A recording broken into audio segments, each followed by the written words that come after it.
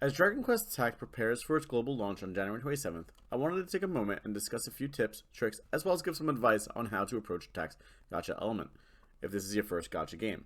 My name is Joe from Big Shark Gaming, and today I'm going to be giving you guys some help on the upcoming Dragon Quest Tact, as well as its Gacha system, as I know that this might be some of yours first Gacha game.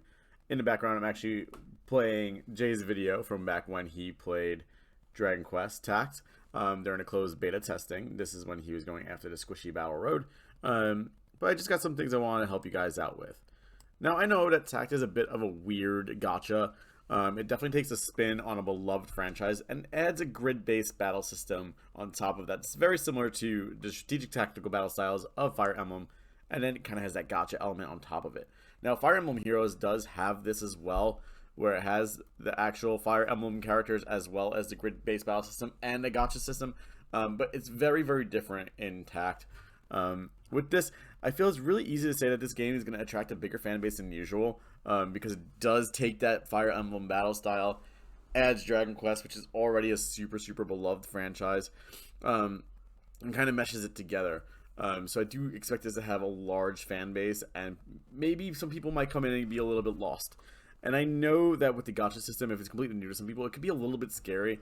But rest assured, I have some good advice for you guys. I've been playing gacha games since 2013. I started off with Puzzles and Dragons, played Fire Emblem Heroes, played Dragon Quest of the Stars, Digimon Re-Arise, amongst others, Summoner's Wars. There's been so many that I've played now that I feel pretty well versed in giving you guys some tips.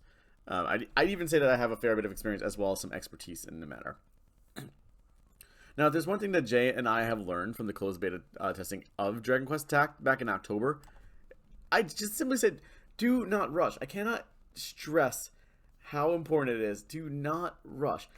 I wouldn't rush through the story. I wouldn't rush through, trying to scout as many monsters as humanly possible as quickly as possible.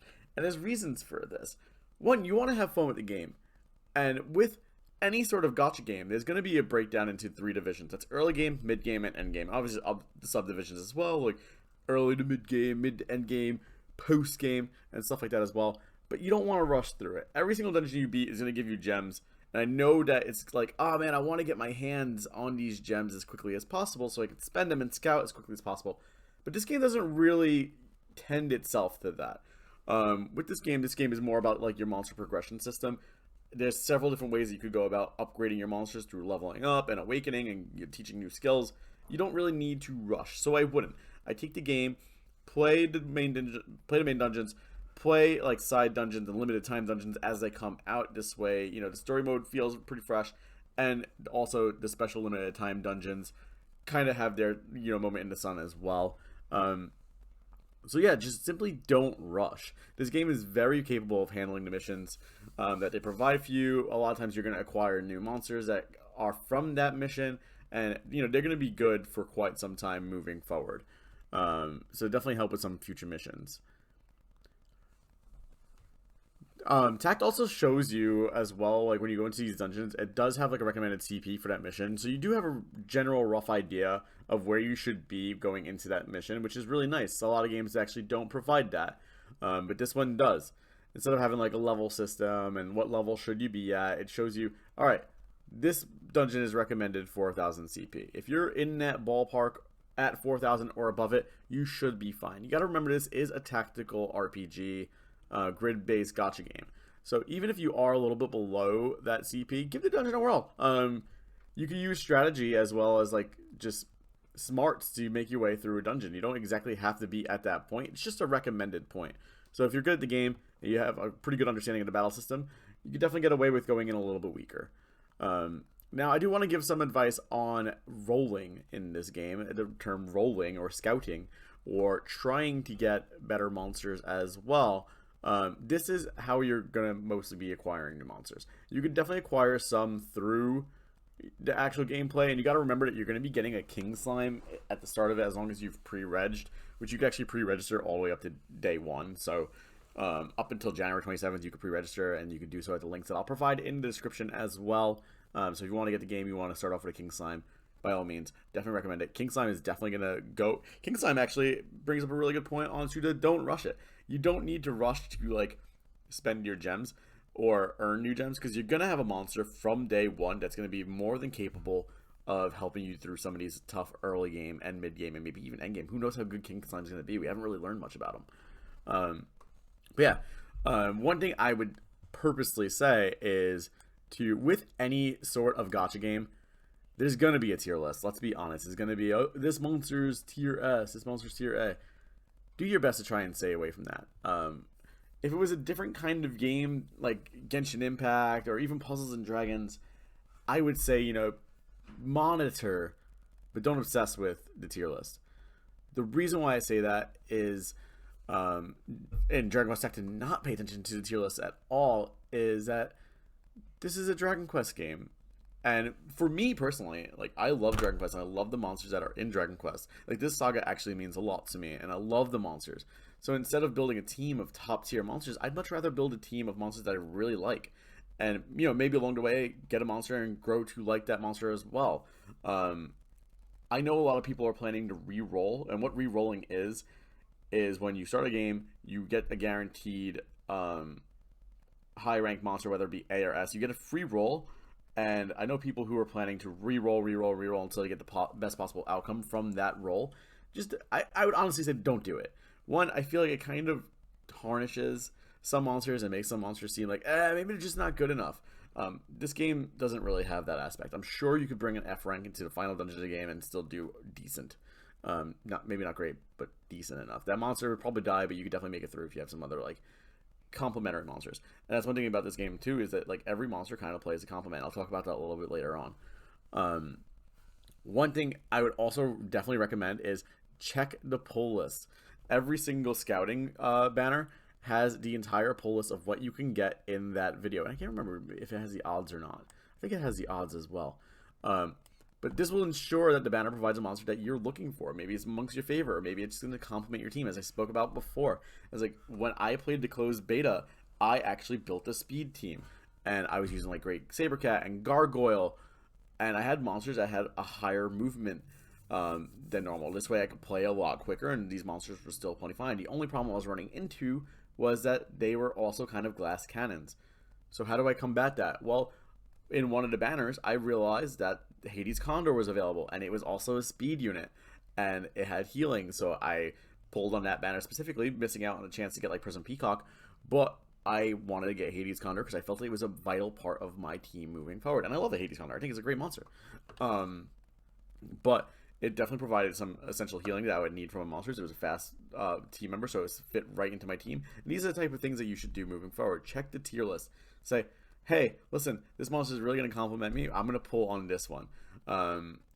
Which, at that point, there's one thing that's really important to avoid, and it's actually my next thing on the list, is always, and I mean always, wait until you have 3,000 gems. I know having the 300 gems is like, money burning a hole in your pocket. You're like, oh man, I can get a new monster right now and get that win now gratification. But you don't know, and odds are never in your favor if you just pull one. If you save up for the 3,000, and this game does provide you easy ways of getting to 3,000, you will always have that guarantee of an A or an S rank, and that will always help your team. Obviously, I say before, don't try to, like, tier rig it or, like, check a tier list or stuff like that. But it's hard to argue if you can acquire an A or an S rank, you should. Whether you use that A or S rank all the time, that's a different story. I probably wouldn't say it. No, slap a great Drac on a team that's all about speed, because it's not going to be quick and it's going to kind of, like, slow your team down. Great monster, absolutely fantastic monster. I used it during the closed beta testing, but that doesn't mean that it is meant for every single team just because it's an S rank. It does have its roles, it does have its niche, and it needs to fill that roles to really take advantage of it. One thing I would say as well is never, and I mean never, and I know this is kind of controversial because I know a lot of people who do it in the Puzzle and Dragons community. I never do it. Never use your gems to restore stamina. It's just a waste in my opinion. Be patient, let your stamina refill, and then continue playing. Trust me, the break is going to be really good for you. It's going to refresh your thought processes. It's going to refresh your eyes. Something that you may have been missing because you were a little bit, grid tired, may, like, stand out really abruptly when you play it the next time. And trust me, that's always good for you. Take the break, come back at a later time when your stamina is refilled and just go ahead and, save your 100 gems or whatever it may be to restore your stamina. It's just a waste. It's going to prevent you from getting, monsters for your collection or monsters for your team. And, it's going to just, it's not beneficial in any way, in my opinion. Stamina restores pretty quickly. Just take the break, go get something to eat, go get, go watch TV or something, do something different, get yourself off the game. It also helps with you not rushing through the content. As far as gems go as well, I know that you could also use gems to continue, and this is kind of opposite of never using your gems to restore your stamina. I would never use my gems to continue a dungeon if I have full or close to full stamina. I would only use it on really, really long dungeons, where I know for a fact that if I use the gems to continue the dungeon, I'm going to win. It's going to guarantee a win. If it's 95%, I'm not going to spend the gems. I'm just going to re-enter the dungeon and come back and try it again. If it's a short dungeon, absolutely never use your gems, because you're going to use your gems to continue on a short dungeon. And sometimes the information that you get while playing that dungeon will make continuing the dungeon 10 times easier. Trust me, you're going to want to save the gems, come back in with your recon, and just breeze through a dungeon. If it's a short dungeon, if it's a really long dungeon, I can understand it. You're really long, it's at the end, you can guarantee you win. By all means, continue. But if it's a short dungeon, just don't waste the gems. And one really important thing that I want to talk about as well is don't feel bad about spending money. Trust me. For a long time, I feel like there was definitely a shame about spending money on a free game. And I still think that there is kind of a shame. Everybody kind of has the, oh, this was a waste, wasn't it? Type of thought process. And you need to get out of that. If you are really enjoying a game and you want to, acquire, say there's a monster that you really, really love and you don't have the gems and it's a limited time thing, either wait for it to come back around or just spend a couple bucks and get yourself the monster that you want. This is recreation. You have to remember at the end of the day, it is recreational. It is an escape. Money is just materialistic, and obviously the things in this game are materialistic as well, and you might not play this game forever, so in the long run it might be a waste of money, but if you have the money and you want to spend it, just do it. Now, I'll never justify spending money to acquire all the top tier monsters. I don't think that's kind of fair. That's paying to win, especially because in a game like this, just because you acquired all the top monsters doesn't mean you know how to use them. It is a strategy based and a practice based game as well. So if you could have 5 of the best monsters in the game and still lose because you're not great at the game. At that point, it just takes practice. But don't get mad at the game because you spent money and then you didn't get the monster you want. You have to understand that you're taking a chance. It's all gambling. Either way you do it, it's going to be a gamble. But if you want to spend money on a game, you want to support the developers, by all means do it. I used to be really, really scared to spend money in Puzzles and Dragons. And now I have their pad pass, which is $8 a month. Just because I love to support the developers. And I feel like the more you support the developers, the more they're inclined to give back. Puzzles and Dragons gives back so much. I keep bringing up Puzzles and Dragons even though it's a different game, but Gung Ho does a really, really, really good job of giving back to their community. They know that they've made a ton of money off the game, and they've been very successful with the game. So what do? They give back to the community. Not every game developer is going to do that, but I feel like they have a lot more incentive and a lot more leeway to do so when they know that people are spending money in the game. That doesn't mean you go out and spend all your money. But, if you're maybe $6 or so away from, getting up to 3,000 gems and there's really no other dungeons and you're out of stamina, you want to kind of acquire a monster now, then just do it and don't feel guilty and don't let anybody make you feel guilty. Alright, well, that's all, guys.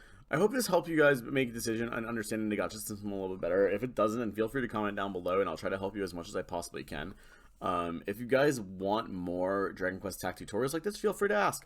I will happily make these videos. I love Dragon Quest Tact. It was actually our 2020 Game of the Year from me. And I love to help out. I love to make the Dragon Quest Tact videos. I can't wait for the game to come back on the 27th of January, and I'm going to be playing quite a bit, uploading quite a bit about it. You guys seem to really love it, so I really appreciate that. And by the way, there's a link in the description. It's a video that I had posted before. On there, I had made a giveaway that if you guys subscribe and comment your favorite Dragon Quest monster and one that you hope to get in Tact, whether it's in the game already or not in the game yet, I will be choosing one person on the 26th of January.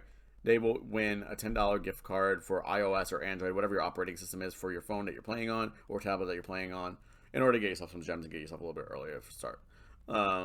Yeah, if you guys enjoyed this video, then make sure to leave a like. If you disliked it, then hit the dislike button and let me know what I did wrong and what I can do better moving forward.